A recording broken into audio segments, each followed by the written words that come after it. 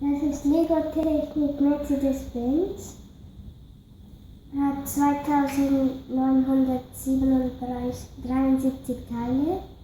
Und das war mein Weihnachtsgeschenk. Und ich bin 9 Jahre alt. Es dauerte etwa 23 Stunden. So sieht das fertig gemachte Lego-Technik aus. Das ist die Kabine für die Fahrer. Und es hat eine Tür, die öffnen kann. Insgesamt hat es 12 Räder. Es hat 4 Räder und hinten hat es 8 Räder. Das ist das Kickmodul.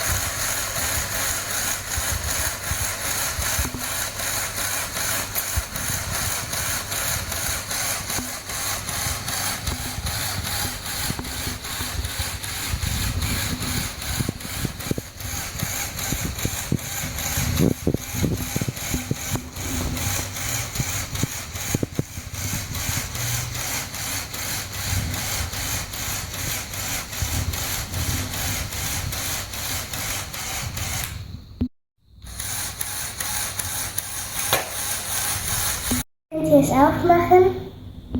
Danke.